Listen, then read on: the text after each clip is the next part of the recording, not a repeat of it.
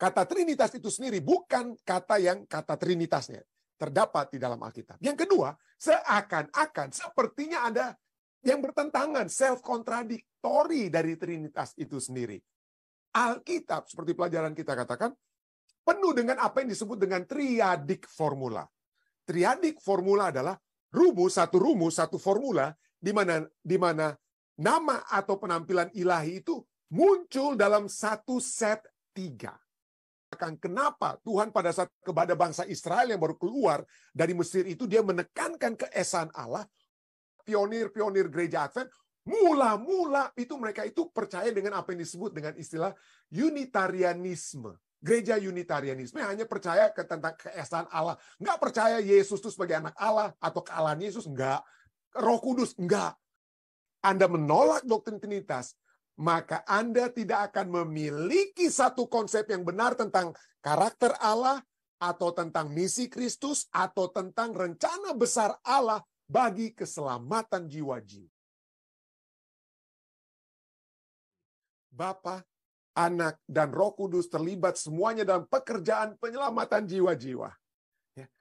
Jadi Trinitas terlibat dalam penyelamatan jiwa-jiwa. Pada saat kita menolak sumber ini, maka kita tidak akan menjalankan misi. Nanti saya akan buktikan. Kita akan bahas kenapa mereka yang pada umumnya menjalankan serangan demi serangan terhadap anti Trinitas ini, mereka tidak menyelamatkan jiwa-jiwa, saudara. Kenapa? Nanti kita akan lihat ya. Jadi Bapa dan Anak dan Roh Kudus terlibat semuanya dalam pekerjaan penyelamatan jiwa-jiwa. Mengapa Anda seharusnya menyadari bahwa pemikiran ini sangatlah menghibur? Ya, kita dihibur oleh sebab kita memiliki kekuatan yang luar biasa. Kekuatan yang luar biasa. Ya, kekuatan dari Bapa, Anak, dan Roh Kudus. Ya.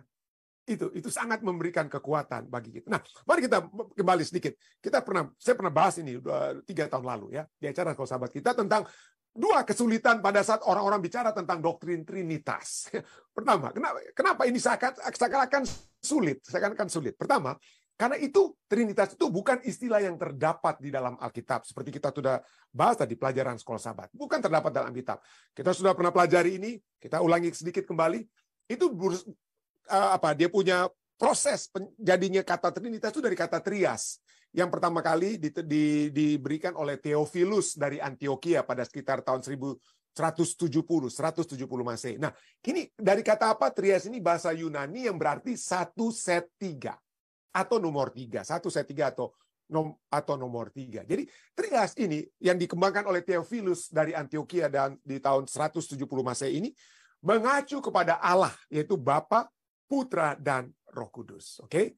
Trias. Lalu kemudian dari kata trias ini menjadi apa? Trinity, atau dari kata Latinnya Trinitas, atau bahasa Indonesianya Tritunggal. Siapa yang dari trias? Theophilus. Dari Trinity itu adalah seorang bapa gereja mula-mula yang bernama Tertullian. Ya, dalam bukunya Against Praxeas di tahun 215 Masehi. Jadi berapa puluh tahun sesudah Theophilus, ada Tertullian yang membahas atau mulai berbicara tentang Trinity. Yaitu ada perbedaan pribadi. Bukan pribadi yang sama, bukan satu orang yang tiba-tiba di perjanjian lama dia menjelma jadi Bapa, perjanjian baru dia menjelma menjadi Yesus Kristus, lalu sekarang dia menjelma menjadi Roh Kudus. Tidak. Itu bukan satu pribadi dengan 3 penampakan, tetapi 3 pribadi yang berbeda, tapi dari satu kealahan. Oke? Jadi ada 3 perbedaan pribadi antara Bapa dan Putra. 3 pribadi dalam ketuhanan, yaitu Bapa, Putra, dan Roh Kudus, yang memiliki sifat dan atribut yang setara. Mereka memiliki sifat dan atribut yang setara. Ya. Yesus, kita sudah pernah baca dari kitab Efesus, Yesus dalam kesetaraannya dengan Allah, tapi merendahkan dirinya. Dia setara dengan Allah. Ya. Dia setara dengan itu. Tapi inilah ya, ini pertama, doktrin Trinitas itu, kata Trinitas itu sendiri bukan kata Trinitasnya terdapat di dalam Alkitab. Yang kedua, seakan-akan sepertinya ada yang bertentangan, self-contradictory dari Trinitas itu sendiri. Ya. Misalnya ada yang katakan, wah ini Alkitab itu bahas tentang keesaan Allah. Ya. Keesaan Allah. Ulangan 6 ayat 4. Tuhan itu Allah kita. Tuhan itu Esa. Ya. Yakobus 2:19. Engkau percaya bahwa hanya ada satu Allah saja, itu baik. Ya. Jadi seakan-akan itu tidak boleh 3 pribadi. Nah, tentu saja kita dalam seminar, saya tidak punya waktu yang panjang pada saat kita membahas tentang apa arti kata esa ini dalam bahasa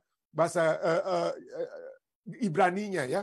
Atau latar belakang kenapa Tuhan pada saat kepada bangsa Israel yang baru keluar dari Mesir itu dia menekankan keesaan Allah, oleh sebab di Mesir yang berbagai banyak. Kalau Anda saat ini pergi ke Mesir, Anda melihat peninggalan-peninggalan Mesir, Anda akan melihat betapa hebat sekali orang-orang Mesir kuno menyembah dewa ini, dewa itu, dan lain sebagainya. Dan 10 tulah ke Mesir itu adalah tulah-tulah yang menghantam satu demi satu dewa-dewa yang ada di Mesir, mulai dewa Katak dan lain sebagainya. Jadi begitu banyak dewa-dewa yang disembah, dan Tuhan menekankan, jangan sembah dewa-dewa, hanya ada satu Allah saja yang harus kalian apa? Hanya ada satu Allah saja yang harus kalian sembah, ya. Jadi inilah seperti bertentangan. Jadi Alkitab berbicara seakan-akan, ya, kalau kita tidak mempelajari betul-betul, kita pikir, hanya Alkitab menyebut tentang satu pribadi kealahan saja. Tetapi pada saat yang bersamaan, Alkitab juga berbicara tentang pluralitas, ketritunggalan dari Allah. Ketritunggalan dari Allah, ya. Misalnya Kejadian 1 ayat 1 saja, mulai dari ayat yang pertama. Pada mulanya Elohim, pada mulanya Allah, ya. Menciptakan apa? Kata kerjanya menciptakan langit dan bumi. Kata kerja menciptakan itu tunggal. Tetapi kata benda untuk Allahnya itu apa? Elohim itu apa? Itu bentuk jamak. Jadi Allahnya itu jamak, menciptakannya itu kata kerjanya itu menciptakan, ya. Create itu menciptakan, itu tunggal. Jadi 3 tapi mengerjakan satu hal. 3 yang mengerjakan satu hal. Sehingga tidak heran kata Tritunggal itu adalah 3 pribadi kealahan yang memiliki kesatuan dalam hal segala sesuatu yang mereka rencanakan, segala sesuatu yang mereka pikirkan, segala sesuatu yang mereka rancangkan adalah satu kesatuan. Itulah Tritunggal tersebut. Dan bukan itu saja. Alkitab, seperti pelajaran kita katakan, penuh dengan apa yang disebut dengan triadik formula. Triadik formula adalah satu formula di mana nama atau penampilan ilahi itu muncul dalam satu set 3. Satu set 3. Jadi satu Allah disebut, bicara tentang Allah, tapi seringkali ada 3 hal yang disebutkan bersamaan. Oke, mulai dari Perjanjian Lama, orang pikir bukan hanya baptiskan dalam nama Bapa, Putra, dan Roh Kudus. Ya, kalau Yesus itu hanyalah ciptaan belaka, Roh Kudus itu hanyalah hembusan nafas daripada Allah. Loh, kita membaptiskan itu atas nama apa? Manusia. Kalau kita membaptiskan atas nama Yesus yang manusia, maka itu berarti apa? Ini kita sedang menyembah berhala. Ya, berhala itu adalah sesuatu yang kita sembah, yang kita puja dan puji di luar Allah. Itu adalah penyembahan berhala. Jadi kalau Yesus hanya manusia, kalau kita berdoa kepada Yesus, membaptiskan dalam nama Yesus, maka kita apa? Kita menyembah berhala. Kita tidak melakukan hal yang benar. Ya. Tapi inilah poinnya adalah sejak Perjanjian Lama sendiri, sejak Perjanjian Lama, triadik formula itu sudah ada. Triadik formula. Ya, mungkin tidak secara memang Bapa, Anak, dan Roh Kudus seperti dalam kitab Perjanjian Baru. Tetapi kemunculan 3 dan 1 itu, satu Tuhan dan ketiga yang muncul itu sering muncul. Misalnya Kejadian 18 ayat 1 sampai 2. Walaupun ini tidak secara langsung, tapi ada triadik formula yang dikatakan di sini. Misalnya Kejadian 18 ayat 1 sampai 2. Kemudian Tuhan menampakkan diri kepada Abraham dekat pohon terbantim di Mamre, sedang ia duduk di pintu kemahnya pada hari panas terik. Ayat 2. Ketika Abraham mengangkat mukanya, ia melihat 3 orang berdiri di depannya. Itu walaupun kita tidak bilang ini Allah Bapa, Allah Anak, dan Roh Kudus, ya, kita tidak bisa tahu dan kita tidak bisa ambil kesimpulan yang secara langsung ke arah tersebut. Jadi ada, tapi minimal kita sudah bisa melihat. Seperti ada diambil ya pelajarannya tentang triadik formula dari Kejadian 18. Oke, selain itu Yesaya 6 ayat 3. Yesaya 6:3, dan mereka ya berseru seorang kepada seorang, ya. Katanya apa? Kudus, kudus, kuduslah Tuhan. Oke, jadi ada kata kudus, kudus, kudus, kudus, 3 kudus. Ya, inilah seringkali pelajar-pelajar Alkitab katakan ini juga merupakan satu triadik formula. Tapi di Perjanjian Baru itu lebih. Tentu saja, Perjanjian Baru itu lebih. Matius 28 ayat 19. Karena itu, pergilah, jadikanlah semua bangsa muridku dan baptislah mereka dalam nama Bapa dan Anak dan Roh Kudus. Ya. Bukan Bapa atau Anak atau Roh Kudus atau apa. Bukan. Bapa, Anak, dan Roh Kudus. Kepribadian ada tiga-tiga di sini. 2 Korintus 13 ayat 13. Karena kasih karunia Tuhan Yesus Kristus dan kasih Allah dan persekutuan Roh, ya, persekutuan Roh Kudus menyertai kamu sekalian. Ya. Jadi kenapa harus kalau Yesus itu bukan Allah, kenapa dia harus disejajarkan dengan Allah Bapa di sini? Kalau Roh Kudus itu hanya nafas yang keluar dari mulut Allah, kenapa dia harus disejajarkan di dalam baptisan formula, di dalam ucapan penutup ini? Kenapa harus disatukan? Ini menjadi satu pertanyaan ya. Atau 1 Petrus 1 ayat 2 ya. Yaitu orang-orang yang dipilih sesuai dengan rencana Allah. Bapa kita yang dikuduskan oleh Roh supaya taat kepada Yesus Kristus dan menerima percikan darahnya. Jadi kita lihat di sini bagaimana ini adalah triadi formula yang sangat-sangat. Kalau kita mau meletakkan Yesus di bawah daripada Bapa, ya, meletakkan Roh Kudus di bawah, kenapa kok disatukan ayat Alkitab? Ya.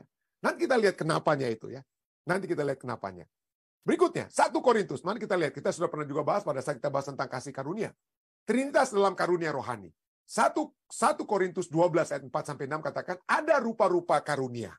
Tetapi satu Satu roh. Dan ada rupa-rupa pelayanan tetapi satu Tuhan.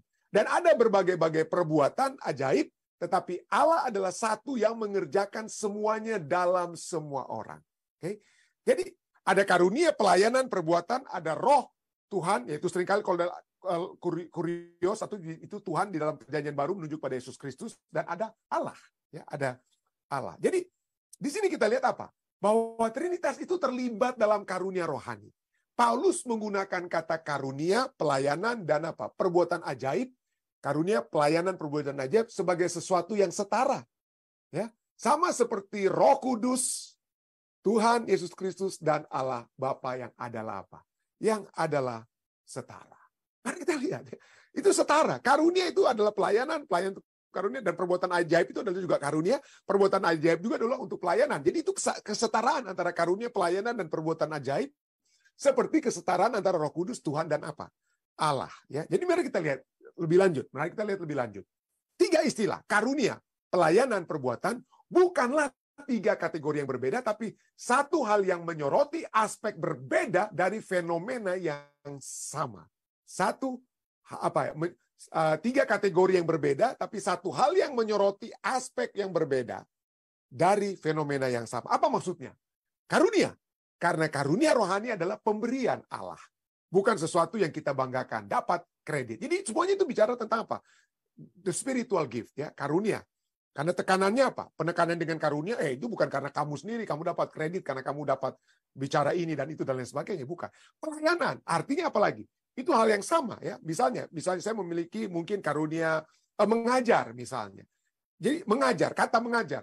Mengajarnya saya itu adalah karena itu karunia Allah. Mengajarnya saya itu untuk pelayanan, ya.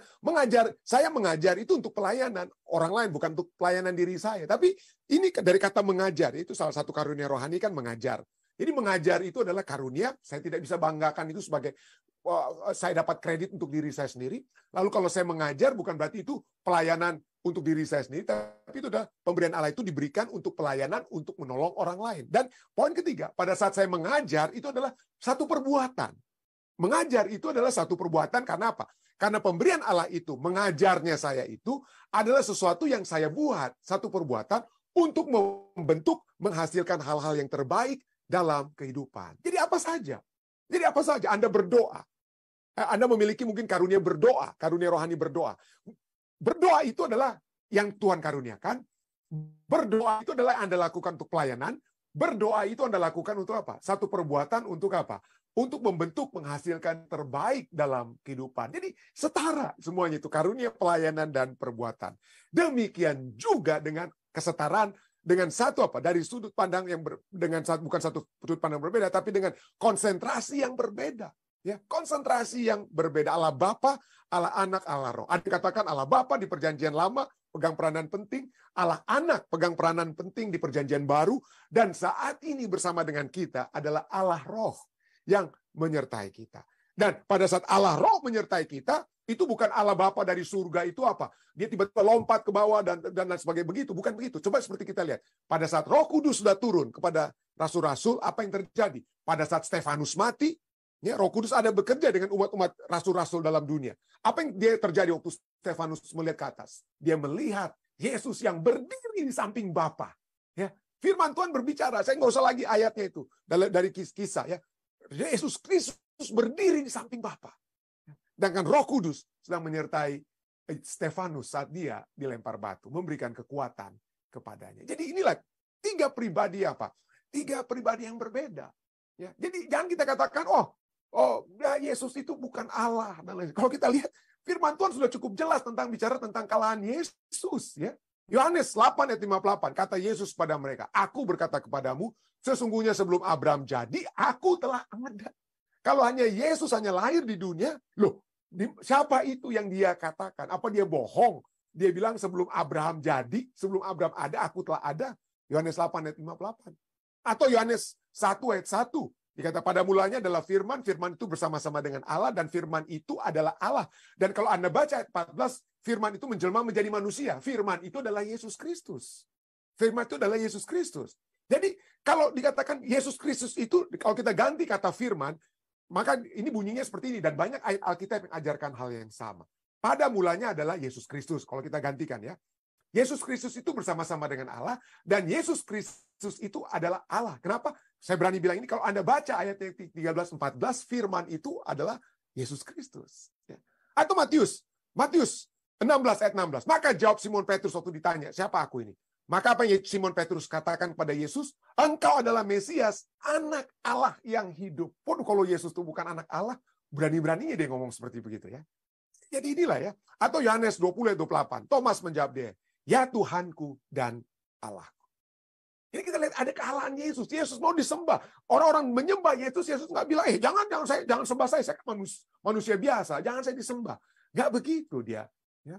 Dia menerima penyembahan kita. Kita masih berdoa dalam nama Yesus. Kalau kita tidak menerima Yesus sebagai Allah, jangan pernah berdoa dalam nama Yesus. Itu menyembah berhala. Kalau Anda tidak yakin Yesus sebagai Allah, lalu Anda berdoa kepada Yesus, maka Anda sedang menyembah berhala.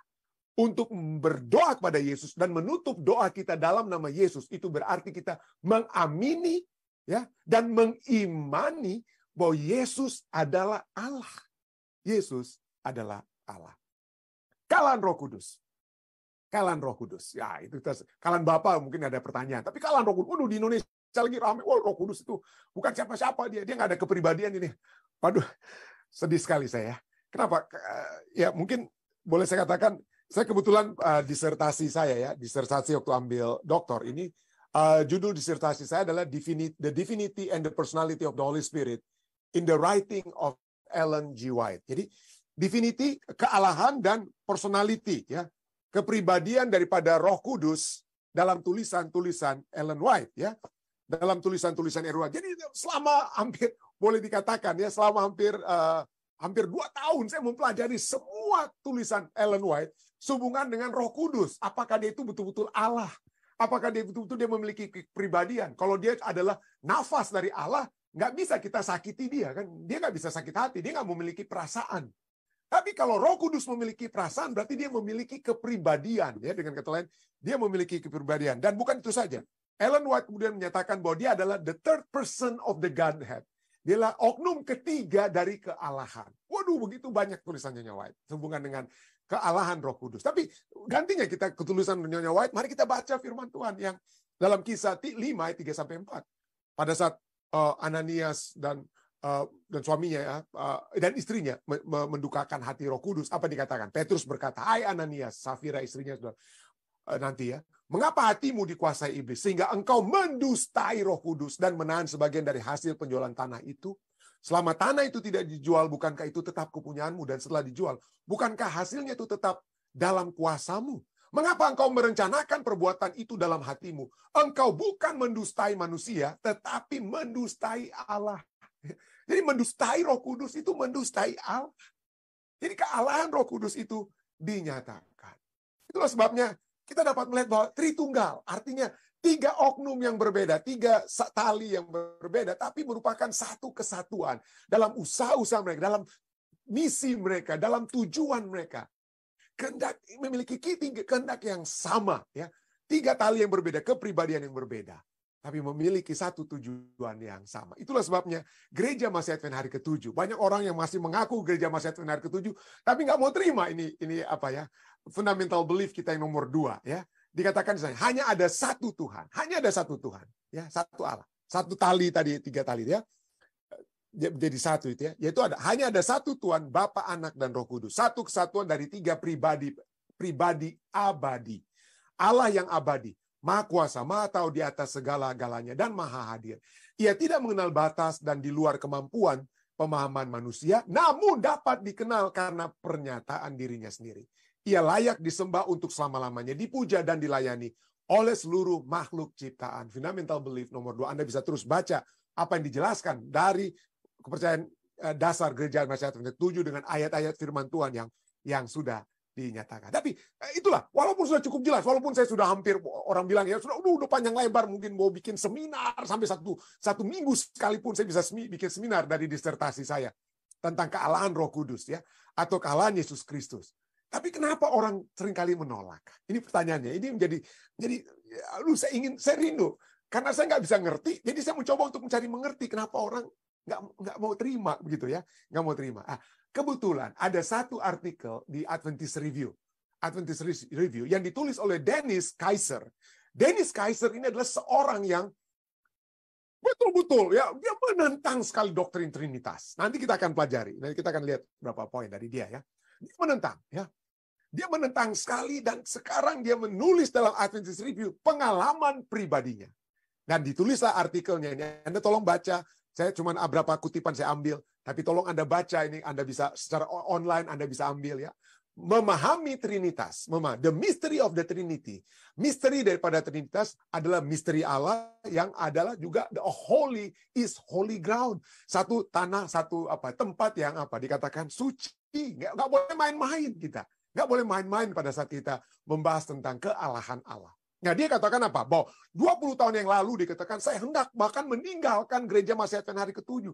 I was about to leave the Seventh-day Adventist Church, ya. Dan ada juga teman-temannya yang memang teman-temannya juga seide dengan dia. My friend, dia katakan, my friend felt, teman-temannya itu dan dia, my friends felt that we could no longer worship with those, dikatakan apa? Teman-teman saya merasa bahwa kami tidak bisa lagi beribadah bersama mereka. Itu orang-orang Advent yang percaya pada doktrin Trinitas yang dianggap apa? Yang doktrin Trinitas yang dianggap tidak alkitabiah, unbiblical, dan kafir. Ya, dan pagan. Dikatakan doktrin Trinitas itu doktrin kafir. Itu doktrin yang tidak alkitabiah. Ya, tidak alkitabiah. Nah, kemudian kenapa? Jadi orang-orang bertanya, kenapa kalian meyakini seperti begitu? Ini dia jawab, ya. Dia katakan apa? The decision to reject belief in the Trinity. Keputusan saya untuk menolak kepercayaan akan doktrin Trinitas dan meninggalkan gereja itu tidak terjadi begitu saja. Tiba-tiba saya dapat ilham, saya nggak suka lagi doktrin Trinitas. Saya tinggalkan aja gereja Advent yang percaya doktrin Trinitas. Itu nggak terjadi secara vakum, dikatakan. Kenapa? Intinya, ini kenapa? Karena seringkali there is often dissatisfaction with.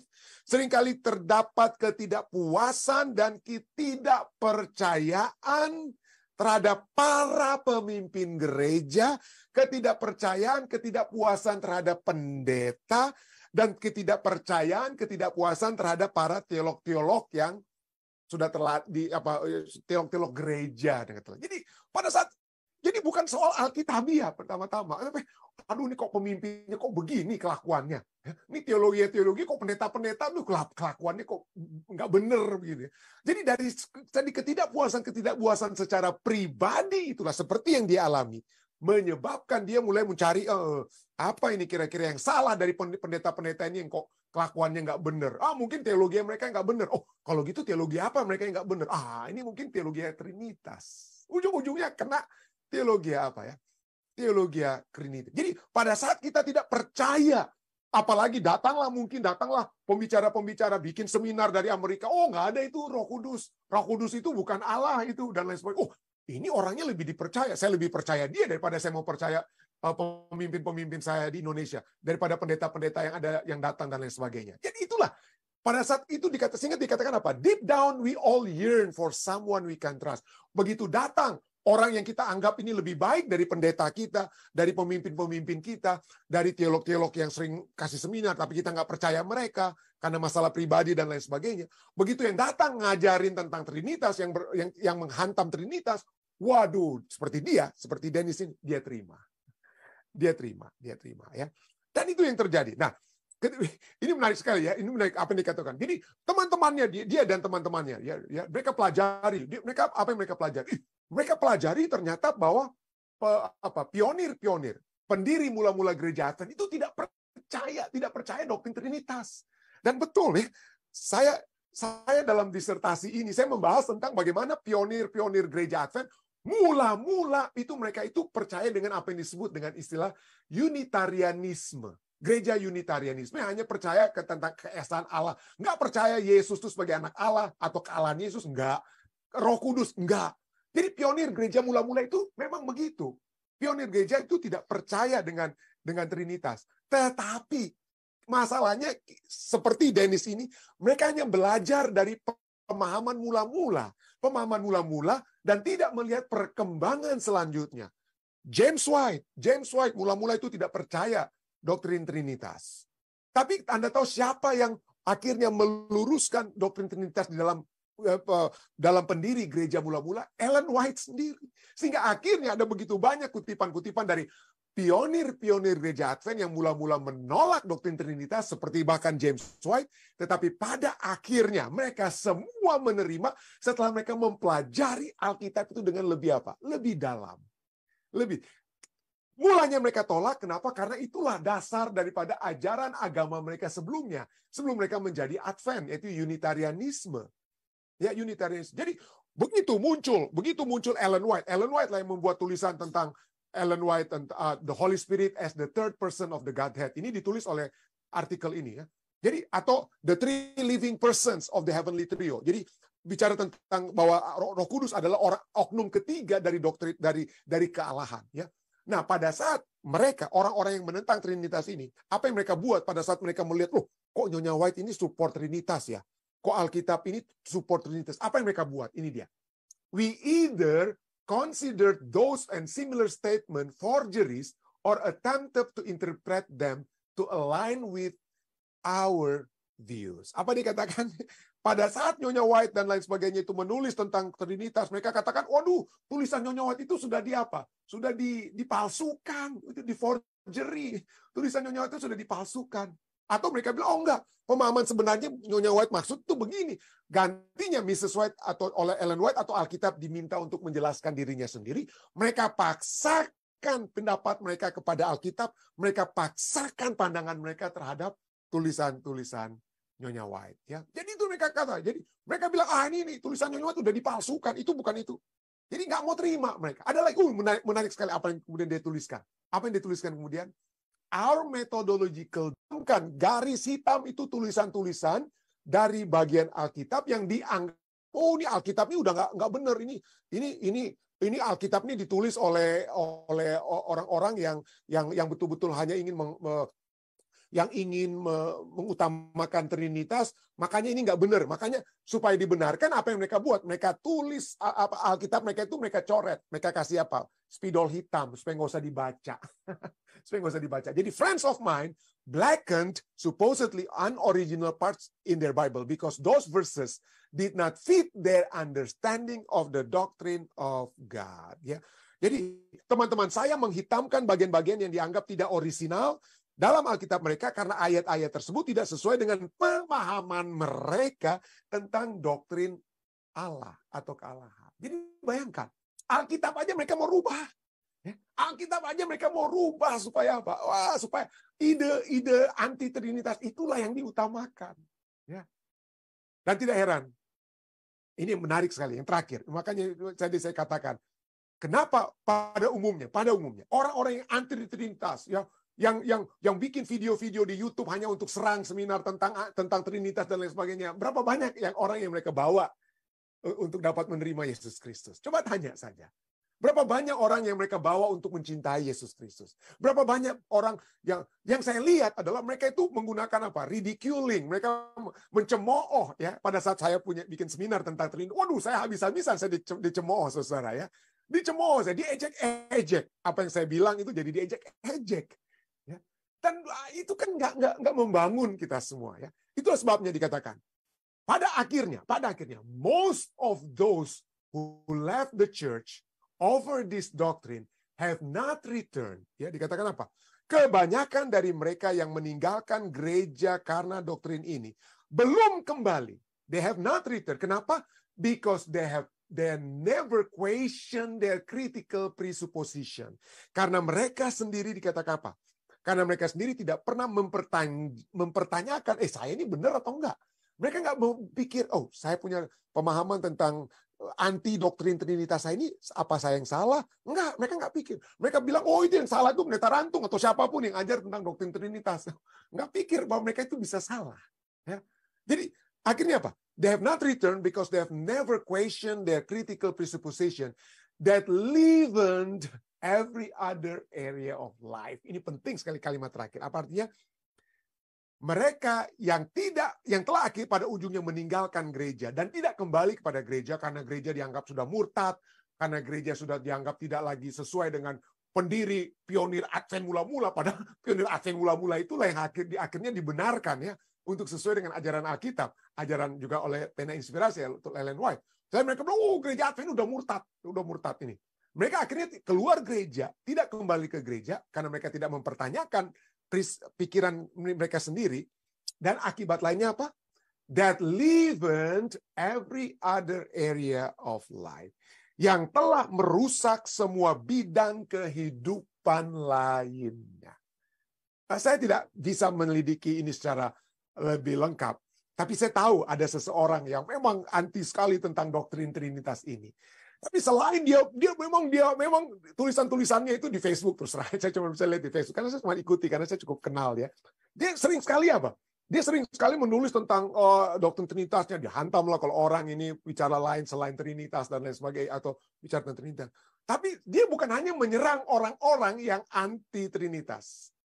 Dia menyerang anggota-anggota keluarganya sendiri yang berseberangan bukan hanya dari segi doktrin Trinitas, dari hal-hal lainnya. Jadi critical spirit, roh kritis yang dimilikinya itu menyebabkan dia juga kritis dalam hubungan other area of life.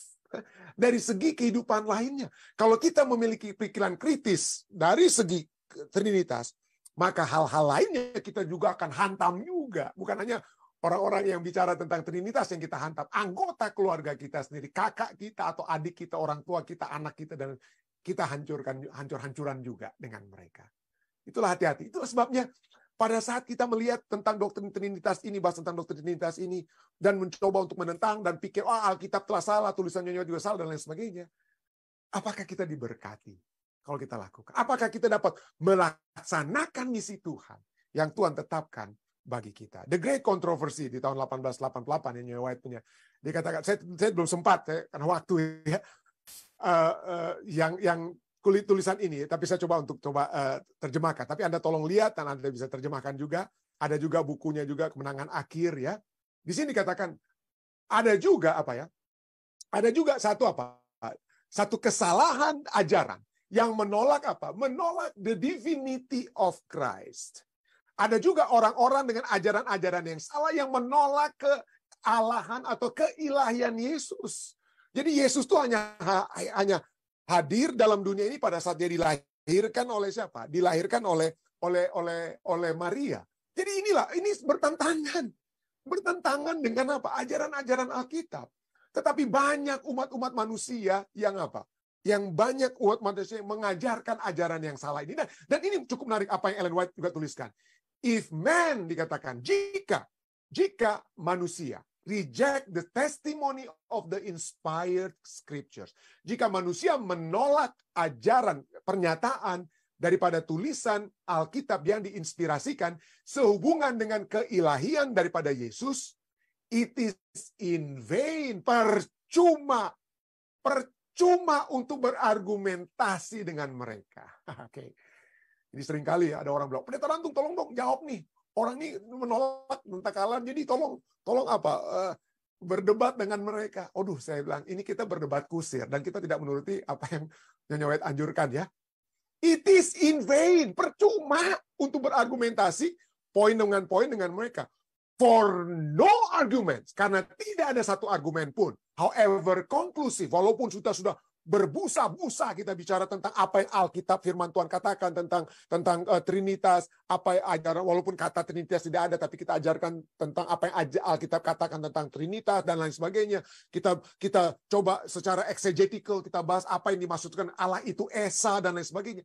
Apapun argumen kita dikatakan, for no argument, however conclusive, could convince them, dapat meyakinkan mereka. Tidak ada seorang pun, dia katakan, great controversy, ya, yang versi 1888, halaman 524 katakan, tidak ada seorang pun yang memegang kesalahan ini, ya, dapat memiliki true conception, dapat memiliki satu konsep yang benar tentang karakter dan apa? Dan misi Kristus. Karakter dan misi Kristus, or the great plan of God for man redemption. Jadi kalau Anda menolak doktrin Trinitas, menurut Ellen White, Anda menolak doktrin Trinitas, maka Anda tidak akan memiliki satu konsep yang benar tentang karakter Allah, atau tentang misi Kristus, atau tentang rencana besar Allah bagi keselamatan jiwa-jiwa. Kalau Anda menolak doktrin Trinitas, bagaimana mau menjangkau orang lain? Anda sendiri dengan kata lain tidak mau dijangkau, tidak mau terima, ya. Jadi inilah akibat kalau kita meninggalkan perjanjian, meninggalkan kebenaran tersebut. Kita pernah bahas ya, 1 Yohanes 2:26 sudah katakan, semua ini kutulis, Rasul Yohanes sudah mengetahui. Dalam tulisan-tulisannya dapat kita aplikasikan dengan keadaan kita saat ini. Tulisan-tulisan Alkitab, tulisan-tulisan Roh buat, itu telah dituliskan supaya apa? Supaya apa? Semua ini kutulis padamu, yaitu mengenai orang-orang yang berusaha menyesatkan kamu. Artinya akan ada dari zaman Yohanes sampai saat ini usaha-usaha orang-orang yang mencoba hanya untuk menyesatkan kita dari firman Tuhan, ya, menyesatkan dari firman. Dan apa itu? Ayat 4, ayat 1. 1 Yohanes 4. Saudara-saudara yang kukasihi, janganlah percaya akan setiap roh, tetapi ujilah roh-roh itu, apakah mereka berasal dari Allah. Sebab banyak nabi-nabi palsu yang telah muncul dan pergi ke seluruh dunia. Pergi, jadi hati-hati. Ya, itulah sebabnya pertanyaan Bapak Gibson lalu itu. Kenapa banyak apa? Banyak agama dan lain sebagainya. Ya, karena memang seperti dari zaman Yohanes sendiri, ada begitu banyak pengajar-pengajar yang apa ya? Palsu. Dan apa yang pada umumnya nabi-nabi palsu itu ajarkan? Nah, yang pertama, ini dari kitab Yohanes katakan apa? Yesus bukanlah anak Allah. Itu yang pertama. 1 Yohanes 5 ayat 10 katakan, barang siapa percaya kepada anak Allah, ia mempunyai kesaksian, ada testimoni, ada misi yang dapat dijalankan dalam dirinya. Barang siapa tidak percaya kepada Allah, ia membuat dia menjadi pendusta. Orang tersebut membuat Allah menjadi pendusta karena ia tidak percaya akan kesaksian yang diberikan Allah tentang anaknya. Kalau kita tidak percaya Yesus Kristus sebagai anak Allah, maka kita tidak memiliki kesaksian. Kita akan hanya menyatakan Allah kita itu pembohong. Nah, akhirnya seperti Dennis tadi dikatakan apa? Dia dan teman-temannya hanya buat apa? Dikasih spidol hitam itu tulisan-tulisan, dibaptiskan dalam nama Bapa, Putra, dan Roh Kudus dan lain sebagainya dan lain sebagainya. Apa yang mereka ajarkan selain Yesus bukanlah anak Allah dalam 1 Yohanes 5:10? Yang kedua, Yesus bukanlah manusia yang sesungguhnya, bukanlah juru selamat. Ya. Kalau Yesus bukan anak Allah, bukan juru selamat, maka itu yang terjadi. Mereka menyatakan Yesus, kalau Yesus bukan anak Allah, menyebabkan mereka akan juga menyatakan Yesus bukanlah apa? Manusia yang sesungguhnya, bukanlah juru selamat. 1 Yohanes 2:22 katakan, siapakah pendusta itu? Bukankah dia yang menyangkal bahwa Yesus adalah Kristus? Dia itu adalah anti Kristus, yaitu dia yang menyangkal baik Bapa maupun anak. Baik Bapa. Hati-hati saudara ya. Ayat terakhir. 1 Yohanes 4 ayat 2 dan 3. Demikianlah kita mengenal roh Allah. Setiap roh yang mengaku bahwa Yesus Kristus telah datang sebagai manusia berasal dari Allah. Dan setiap roh yang tidak mengaku Yesus tidak berasal dari Allah.